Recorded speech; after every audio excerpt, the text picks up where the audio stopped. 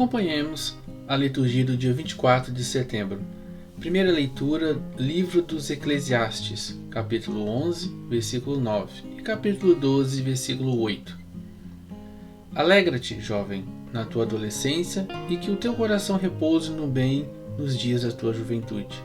Segue as aspirações do teu coração e os desejos dos teus olhos. Fica sabendo, porém, que de tudo isso Deus te pedirá contas.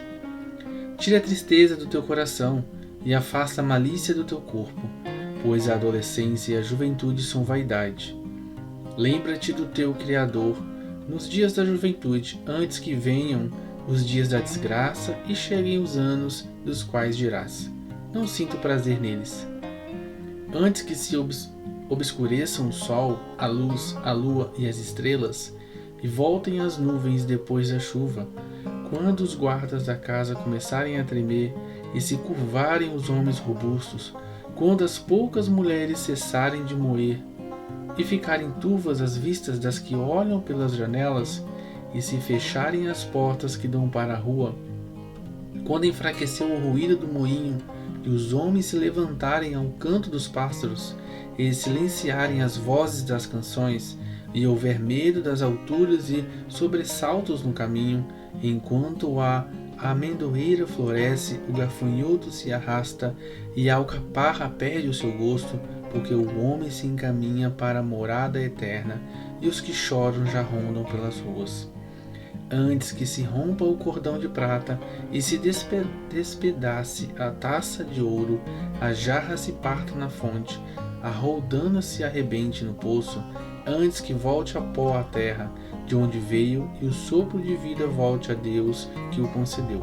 Vaidade das vaidades, diz o Eclesiastes, tudo é vaidade. Palavra do Senhor, graças a Deus. Salmo 89. Ó Senhor, vós fostes sempre um refúgio para nós. Vós fazeis voltar ao pó todo mortal, quando dizeis: voltai ao pó, filhos de Adão. Pois 1000 anos para vós são como ontem, qual vigília de uma noite que passou. Eles passam como o sono da manhã, são iguais à erva verde pelos campos. De manhã ela floresce vicejante, mas à tarde é cortada e logo seca. Ensinai-nos a contar os nossos dias, e dai ao nosso coração sabedoria. Senhor, voltai-vos, até quando tardareis? Tende piedade e compaixão de vossos servos. Saciai-nos de manhã com vosso amor, e exultaremos de alegria todo o dia. Que a bondade do Senhor e nosso Deus repouse sobre nós e nos conduza. Tornai fecundo, ó Senhor, nosso trabalho. Evangelho de Lucas, capítulo 9, versículos 43b a 45. O Senhor esteja convosco, Ele está no meio de nós. Proclamação do Evangelho de Jesus Cristo segundo Lucas. Glória a vós, Senhor. Naquele tempo, todos estavam admirados com todas as coisas que Jesus fazia. Então Jesus disse a seus discípulos: prestai bem atenção às palavras que vou dizer. O Filho do Homem vai ser entregue nas mãos dos homens. Mas os discípulos não compreendiam o que Jesus dizia. O sentido lhes ficava escondido, de modo que não podiam entender, e eles tinham medo de fazer perguntas sobre o assunto. Palavra da salvação. Glória a vós, Senhor. Comentários do Evangelho de hoje. Jesus anuncia 3 vezes sua morte e ressurreição, em Lucas capítulo 9, versículo 22, capítulo 9, 44 e capítulo 18, versículos de 31 a 33.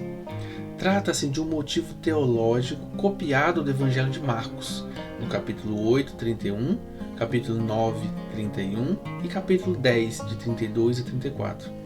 São profecias ex-evento, ou seja, elaboradas nas comunidades depois do fato acontecido, em vista de uma cristologia corretiva de um possível triunfalismo, que ocorre em Lucas 9, de 28 a 36.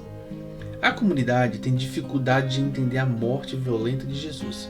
Os discípulos não compreendem a lógica do Messias que vai à cruz. Por isso mesmo, junto a esses anúncios vem a promessa da ressurreição. Como podiam aqueles homens simples que aderiram a Jesus aceitar que esse homem, em quem colocaram suas esperanças, iria para a morte?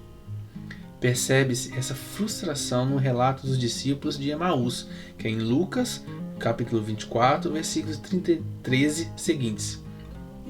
Eles dizem: quanto a nós, esperávamos que ele seria o que devia libertar Israel. Suas esperanças eram apenas humanas ou políticas. Nesse caso, a lógica da cruz estava completamente descartada. Lucas, seguindo a catequese de Marcos, assinala que a perspectiva de Cristo é bem outra. Essa era uma catequese oportuna para os anos 80, quando ainda alguns cristãos tinham dúvida quanto ao real papel de Jesus. A morte de cruz era a pena dada aos malfeitores. Ser condenado a esse suplício era a maior derrota. Nem todos se sentiam bem com essa realidade. Era mais atraente falar dos milagres e prodígios e esquecer a cruz. Lucas, que é o Evangelho de Lucas, mostra que só se pode entender Jesus a partir da cruz. Deus seja louvado pela tua vida e nos encontramos amanhã a mais uma liturgia diária.